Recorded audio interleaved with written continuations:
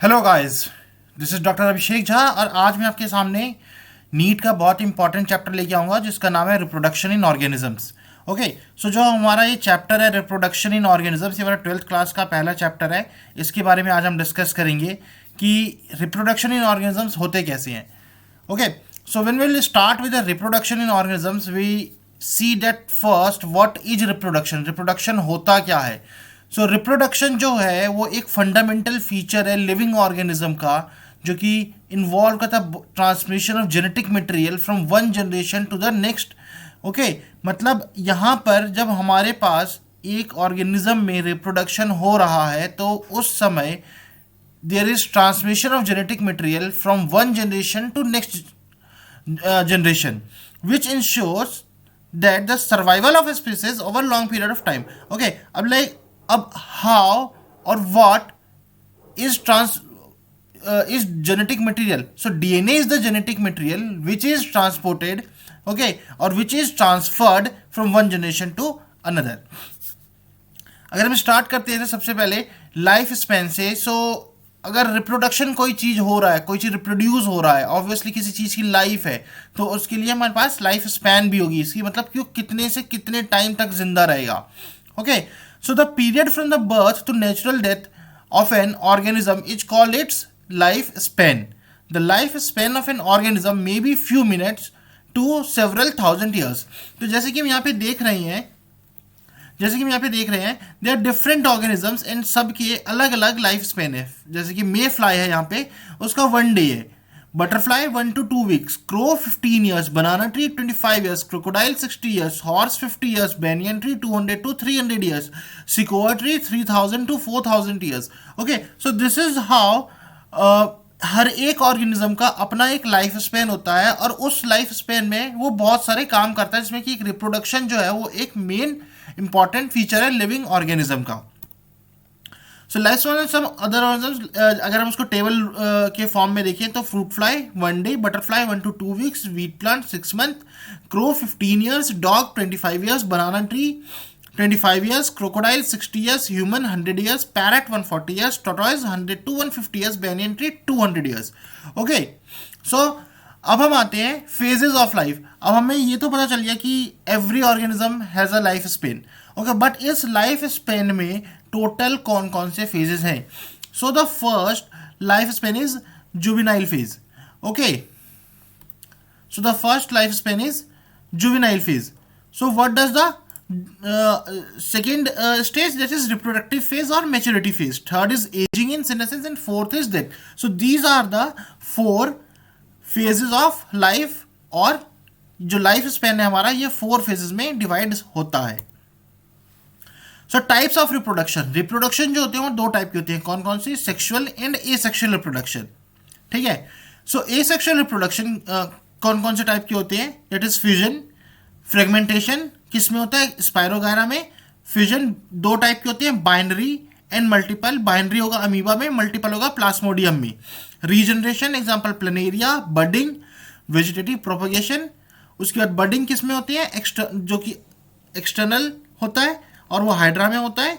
Okay, फिर internal and spongilla. So vegetative reproduction runner में होगा, राइजोम में होगा, लीव बर्ड्स में, ट्यूबर में, example potato, offset. So these are the different types of vegetative propagation, that is runner, rhizome, leaf buds, tuber, offset and bulbil. अब runner का example अगर हम देखेंगे तो मिंट, राइजोम का जिंजर, लीव बर्ड्स का ब्रायोफाइलम, ट्यूबर का potato, offset का इकार्निया, बल्बिल का एगावा।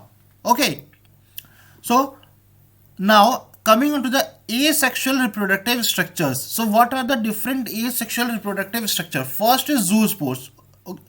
तो zoospores किस में होता है? क्लैमाइडोमोनास में। कोनिडिया ये किस में होगा? पेनिसिलियम में। बर्ड्स हाइड्रा में। जेम्यूल्स स्पॉन्जेस में। ओके, सो अब हमारे पास जो नेक्स्ट रिप्रोडक्शन का टाइप आता है that is sexual reproduction. So what is sexual reproduction? Sexual reproduction involves the formation of mail and female gametes either by the same individual or by different individuals of opposite sex. ठीक है, these gametes fuse to form the zygote which develops to form new organisms. Now coming on to the reproduction in flowering plant. Flowering plant में reproduction जो होती है वो 3 type की होती है। कौन कौन से? एनुअल। अब एनुअल क्या होता है? जो कि एक कंप्लीट ईयर में कंप्लीट होगा उसका रिप्रोडक्शन साइकिल, ठीक है। So the plant which complete its life cycle within 1 year and then dies, और उसके बाद वो मर जाएगा, तो that is annual. Example peas, मटर जिसे कहते हैं, ठीक है। हम लोग देखते हैं कि जैसे मटर है वो मैक्सिमम ठंड में ही आते हैं हमारे पास, सो वो इसलिए आते हैं क्योंकि वो एक बार रिप्रोड्यूस होते हैं फिर वो उनकी डेथ हो जाती है। Next is biennial, the plant which completes it's biological life cycle in 2 years, example onion. Second is perennial, the plant that lives for more than 2 years, example banana and mango. Usual phenomena of some flowering plants. Okay, अब क्योंकि हम biology पढ़ रहे हैं तो इसमें exceptions भी होती है। Okay, so bamboo species flower only once in their life, पूरे लाइफ टाइम में they only flower only once, and ये जो इनका टाइम है generally after 50 to 100 years which produce large number of fruits, और उसके बाद फिर उनकी डेथ हो जाती है। There is another plant that is Neela Kurinji, और अगर उसका साइंटिफिक नेम देखें तो that is Strobilanthes kunthiana, flowers once in 12 years। ये जो फ्लावर है वो 12 साल में एक ही बार होता है, फ्लावरिंग इसमें होती है। तो द प्लांट जो फ्लावर्ड ड्यूरिंग सितंबर टू अक्टूबर 2006, ये नेक्स्ट फ्लावर कब होगा? 2018 में। So breeding of animals. What is breeding of animals? On the basis of time of breeding, animals are of 2 types. कौन कौन से? Seasonal breeders and continuous breeders. So seasonal breeders क्या होते हैं? They reproduce at a particular period of the year, such as frog, lizards, most birds, deers, etc. और जो continuous breeders क्या होते हैं? और continuously mate करते रहते हैं and reproduce करते रहते हैं. Example honeybee, queen, poultry, rabbit, mice, cattle, etc. Okay, so continuous breeders are those animals which continue to breed throughout their sexual maturity. Now coming on to the cyclical changes during reproduction, oestrus cycle and menstrual cycle. So oestrus cycle किस में होगा? Non primate mammals में, और इसके जो example है कौन कौन से होंगे? Cow, sheep, dog, tiger. Primate mammals कौन कौन से होते हैं? Monkey, apps and humans. So sexual reproduction 3 type के होते हैं। कौन कौन से? प्री फर्टिलाइजेशन, फिर फर्टिलाइजेशन एंड फिर पोस्ट फर्टिलाइजेशन, जो कि हम फर्दर नेक्स्ट चैप्टर जब हम इसके बारे में आएंगे तो उसमें हम डिस्कस करेंगे कि व्हाट इज प्री फर्टिलाइजेशन पूरा डिटेल में, ठीक है। अभी हम उसका जो नॉर्मल इवेंट्स हैं वो जानने की कोशिश करेंगे। सो प्री फर्टिलाइजेशन इवेंट्स में कौन कौन से होते हैं? Gametogenesis and gamete transfer. Okay, so what is gametogenesis? अगर गेमेटोजेनेसिस देखेंगे तो होता क्या है gametogenesis? The process of formation of male and female gametes is called as gametogenesis. अब ये जो गेमेट्स होते हैं ये 2 टाइप की होती हैं। कौन कौन से? Homogametes and हेट्रोगेमेट्स।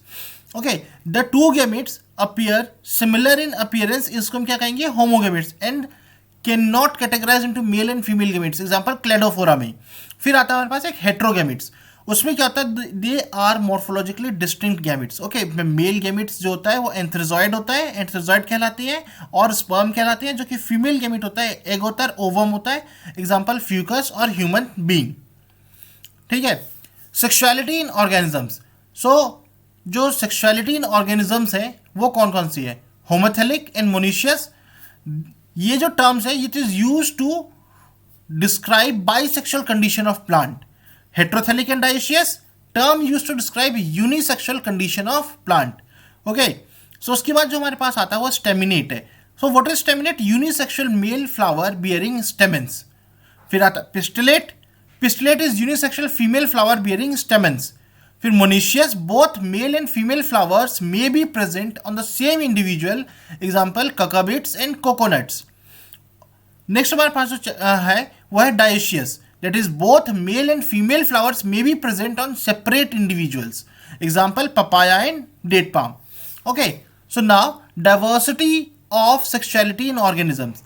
अब अगर हम diversity of sexuality देखेंगे तो different organisms होती हैं, ठीक है।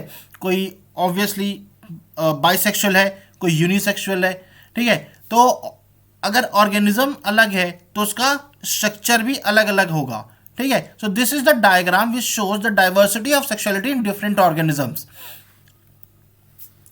सो अब जो गेमीट फॉर्मेशन में एक मोस्ट इंपॉर्टेंट स्टेप आता है वो होता है सेल डिवीजन, ठीक है। सो जो टॉपिक है इसमें ये है cell division during gamete formation. So what happens here? Parental body of organisms like Monera, fungi, algae and bryophyte is haploid, okay, they produce gametes by mitotic division. So जैसे कि हमने 11th क्लास में पढ़ा था कि cell division meiotic होते हैं and mitotic होते हैं। यहाँ पर हम क्या देख रहे हैं कि जो parental body of organisms like Monera, fungi, algae and bryophytes, ये हैप्लॉइड होते हैं और ये जो गेमेट प्रोड्यूस करती है माइटोटिक डिवीजन से प्रोड्यूस करती है। ओके, सो उसके बाद जो नेक्स्ट आता है हमारे पास, that is parental body of organisms like pteridophytes, gymnosperm, angiosperm and most of the animals including human beings is diploid. They produce gametes by meiotic cell division.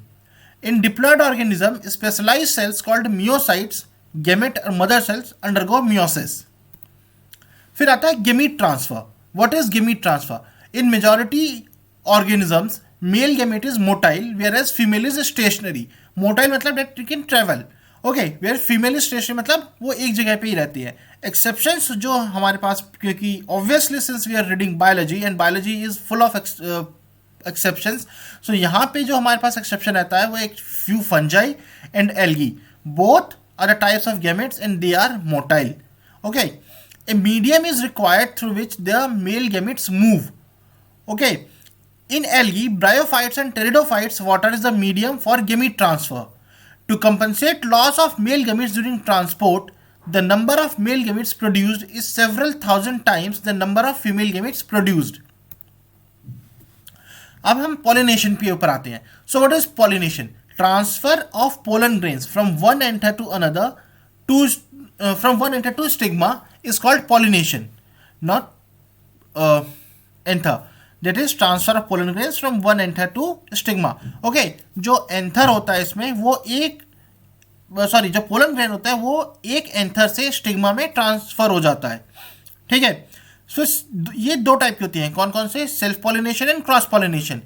Pollen grains germinate on the stigma and the pollen tubes carrying the male gametes reach the ovule and discharge male gametes near the germination, near the, कहाँ पे होगा ये?